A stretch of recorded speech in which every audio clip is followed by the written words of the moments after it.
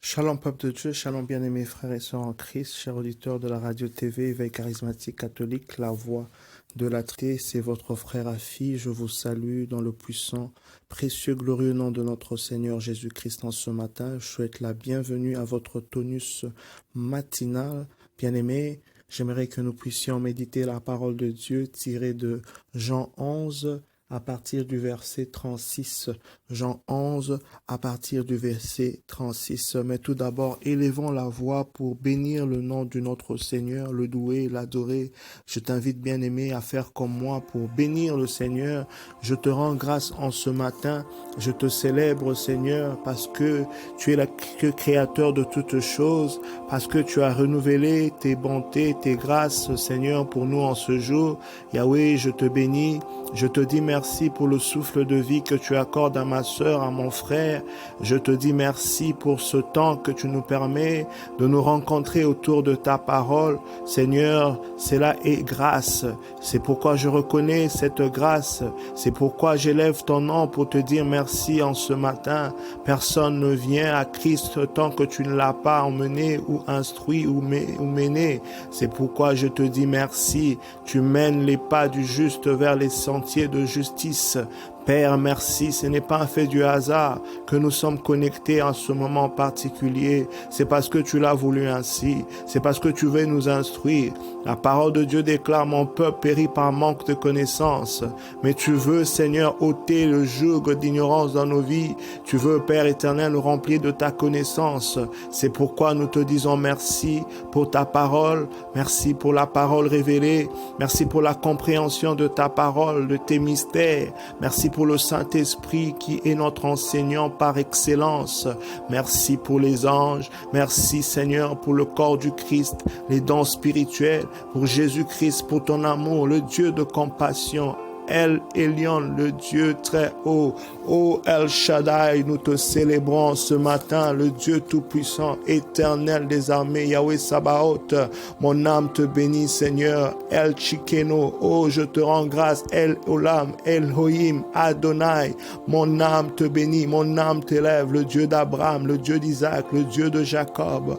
Je loue ton nom, je te glorifie, Seigneur. Je te dis merci. C'est toi le Seigneur de l'univers, le Dieu maître de l'univers visible et invisible. C'est toi qui as créé toutes choses. Je viens te célébrer, contempler ta grandeur, contempler ta sagesse. Je te bénis avec mon frère, ma sœur en ce matin. Sois élevé, Seigneur. Merci, Saint-Esprit, de prendre le contrôle, de nous conduire. Sature l'atmosphère spirituelle et physique. Au nom de Jésus. Alléluia.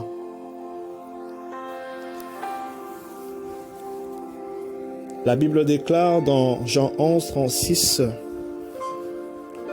les Juifs firent cette réflexion, voyez comme il aimait. Pourtant certains d'entre eux dirent, s'il a ouvert les yeux de l'aveugle, ne pouvait-il pas faire que celui-ci ne meure pas? Voyez, bien-aimés, les Juifs sont en train de douter de la puissance du Seigneur. Les Juifs sont en train de douter sur la capacité du Seigneur de faire quelque chose. Ça peut nous arriver parfois, bien-aimés, dans des situations bien complexes et compliquées où nous regardons tellement la grandeur du problème que nous oublions que nous servons un Dieu qui est au-dessus de ce problème, qui est au-dessus de toutes choses. Bien-aimés, l'incrédulité, le doute ne nous ajoutera en rien en fonction de la solution que nous désirons pour ce problème. Oui, je te parle en ce matin, bien-aimé, pour te dire que la Bible déclare que sans la foi, personne n'est agréable à Dieu. Quand tu demandes quelque chose à Dieu, tu dois croire, comme le dit la Bible, que cela est fait. Tu dois croire que tu l'as obtenu et cela s'accomplira.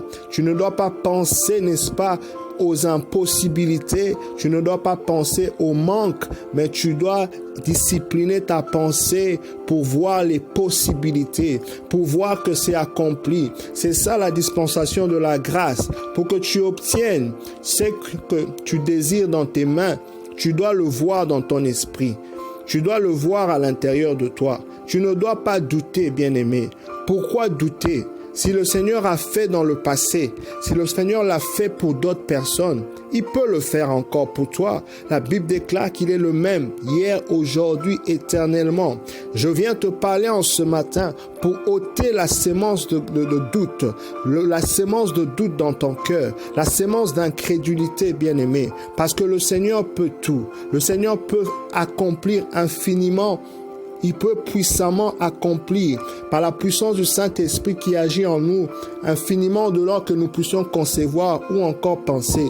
Il est capable de te sortir de cette situation, quelle que soit la durée, quelle que soit la complexité, quel que soit le contour. Je viens te dire en ce matin que Dieu est capable de changer n'importe quelle situation. Tu n'as pas raison de douter, tu n'as pas raison de ne pas croire. La Bible dit, il est le même hier, aujourd'hui, éternellement. Il ne fait exception de personne. S'il peut le faire pour ton prochain, réjouis-toi. S'il peut le faire pour les gens autour de toi, réjouis-toi. Ton temps vient, bien-aimé. Le panier circule encore.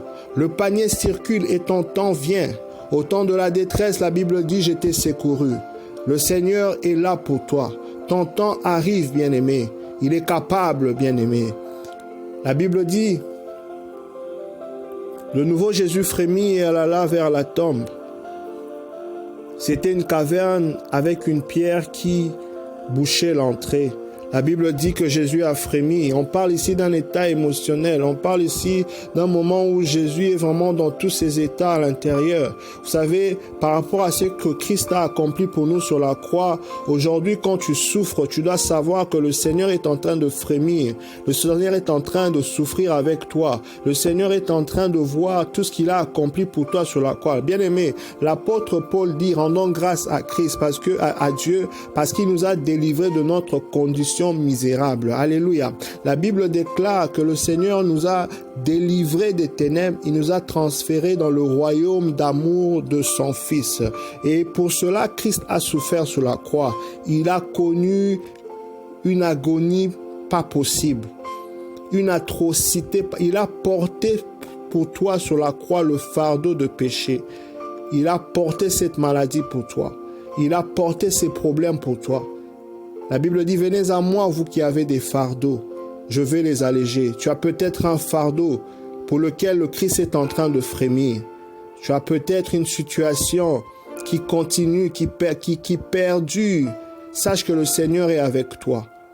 Il dit dans sa parole, pour l'amour de Sion, il ne se taira pas. Il ne prendra point de repos. Tu peux le remplacer par ton nom, bien-aimé. Par ton amour, pour ton amour. Le Seigneur ne se taira point. Il ne prendra point de repos jusqu'à ce que ta délivrance puisse paraître comme l'aurore et ton salut comme une lumière, comme une lampe qui s'allume, bien-aimé. La Bible déclare que l'alliance du Seigneur ne chancellera point. Le Seigneur n'interrompt jamais l'œuvre de ses mains. La bonne œuvre qu'il a commencée dans ta vie, bien-aimé, le Seigneur travaille encore. Il frémit ton dossier. Il frémit pour ta situation. Il regarde tout ce qu'il a enduré sur la croix pour toi. Il te demande de persévérer. Il te demande d'être fortifié et de prendre courage. Sois fortifié, bien-aimé, et prends courage. Puise la force, l'énergie spirituelle pour faire face à ce problème dans les Écritures, dans la parole de Dieu, dans les promesses de Dieu. Regarde à cela, ça te donnera la paix. Ça te donnera la force. Ne regarde pas aux événements. Ne regarde pas autour de toi. Sois focalisé sur la parole.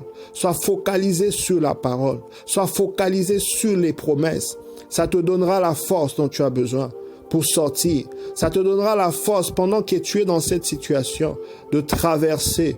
La Bible déclare, lorsque tu traverseras les eaux, elles ne te submergeront jamais. Lorsque tu passeras dans le feu, elles ne te brûleront pas.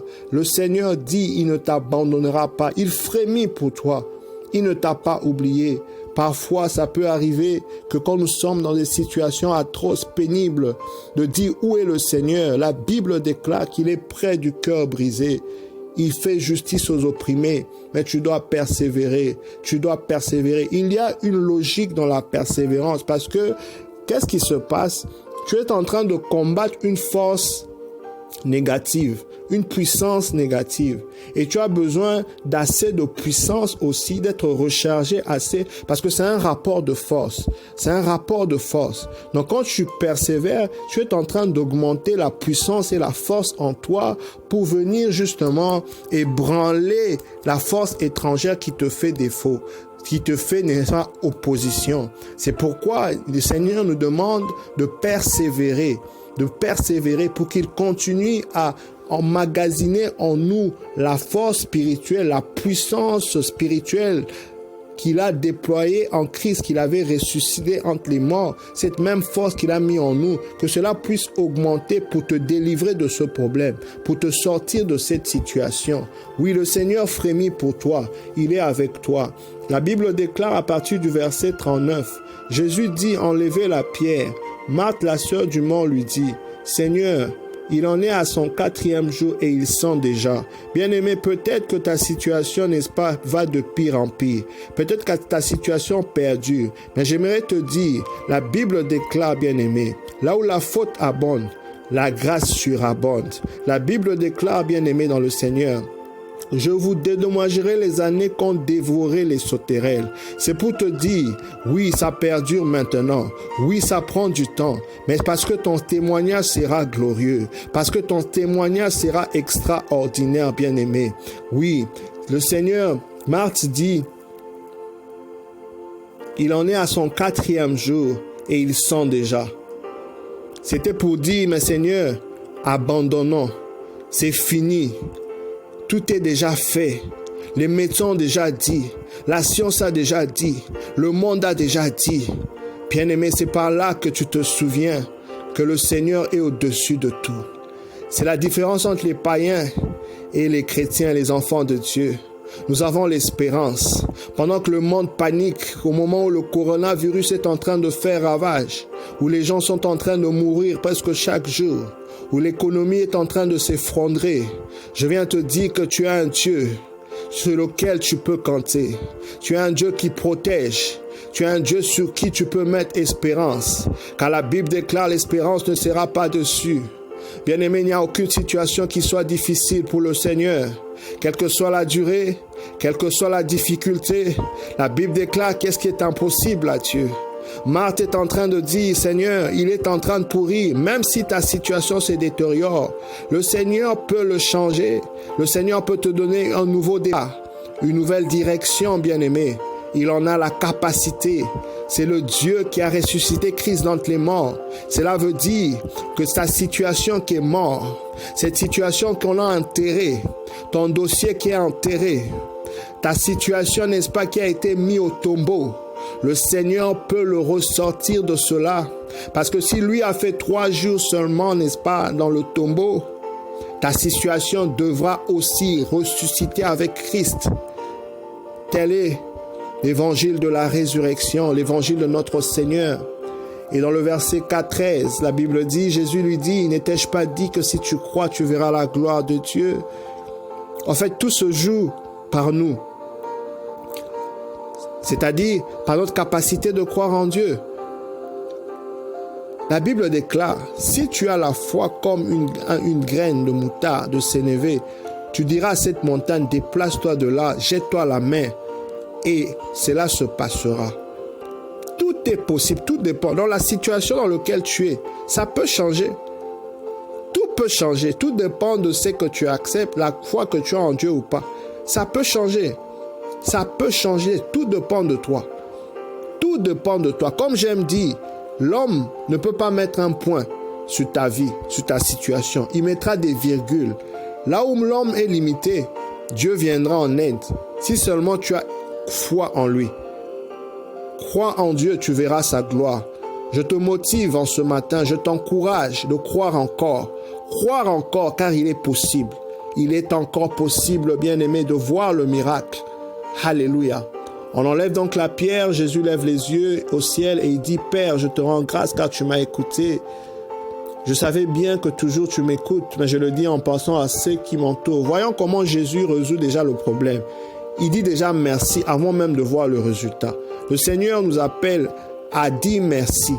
dans cette situation où tu es. Tu ne dis pas merci parce que le Seigneur veut que tu souffres, non. Tu dis merci parce que tu reconnais en lui sa capacité de changer. Bien-aimé, l'action de grâce te qualifie pour ta prochaine bénédiction. L'action de grâce te qualifie pour ta prochaine étape. Ça ouvre la porte que le Seigneur t'emmène de gloire en gloire. Ne te lamente point, mais rends grâce pour le peu que tu as. Rends grâce pour le peu que tu as, pour permettre à Seigneur de multiplier par rapport à ce que tu as. Rends grâce à ce que le Seigneur a déjà fait dans ton passé. Il y a toujours une chose pour laquelle tu peux rendre grâce. Et tu verras que le miracle, ta vie deviendra une vie de exaucement en exaucement, de miracle en miracle, à cause de ton état d'esprit. C'est comme ça que Christ faisait. C'est comme ça que Christ, n'est-ce pas, était. Alléluia. Et puis Jésus appelle d'une voix forte, Lazare, sors, viens ici. Et voilà que sort celui qui était mort, ses mains et ses pieds sont liés avec les bandes, et son visage est encore enveloppé du couvre-tête. Alors Jésus leur dit, déliez-le et qu'il puisse marcher. Le Seigneur t'appelle de sortir dans cette situation, mais voyez, en sortant, il est encore délié. Donc il y a des choses qu'on devra faire pour maintenir ou encore préserver notre délivrance. Délivrer est une chose, mais maintenir notre délivrance en est une autre. C'est une responsabilité de garder sa délivrance. C'est très important parce que la Bible nous dit, quand un esprit sort d'une personne, quand elle revient, elle trouve que la maison est balayée, vide, elle revient encore avec cet mauvais esprit et ta condition devient beaucoup plus pire qu'avant. Donc c'est très important de travailler sur ces choses qu'on doit délier, qu'on doit enlever pour ne plus nous ramener dans l'état initial, pour préserver notre délivrance. C'est très important d'apprendre à préserver sa délivrance par l'enseignement, la connaissance de la parole de Dieu, parce que c'est la vérité. L'onction brise le joug, mais la vérité libère. Vous voyez, l'onction brise le joug, la vérité libère. Que je prie donc que la connaissance du Seigneur soit ton partage pour maintenir ta délivrance, que le Seigneur t'assiste au nom de Jésus. Sois béni, bien-aimé. Je me recommande à vos prières et à très bientôt. Bye.